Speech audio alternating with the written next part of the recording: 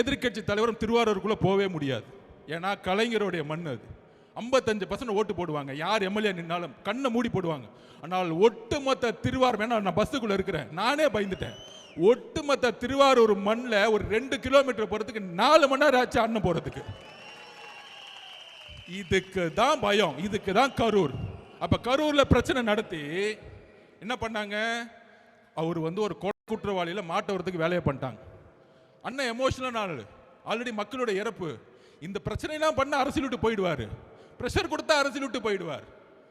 நாம் அதெல்லாம் கடந்து, அவர் வழியெல்லாம் கடந்து அழுது ஒரு 50 நாள் சட்ட போராட்டங்கள்லாம் முடிச்சு, ஒருவேளை திமுக போட்டாங்க ஹைகோர்ட்ல எஸ்ஐடி போட்டாங்களே, உடனே ஒரு ஆபீசரை போட்டு அப்பாயின்மெண்ட் பண்ணாங்களே, ஒருவேளை தமிழக அரசு இந்த என்கொயரி பண்ணியிருந்தா நான் முதற்கொண்ட அருண்ராஜ் முதற்கொண்டு திரு அண்ணன் நம்ம ஆனந்த முதற்கொண்டு இன்னைக்கு வரைக்கும் ஜெயில தான் இருந்திருப்போம். எல்லா கோட்டையும் நம்ம மேல போட்டிருப்பாங்க.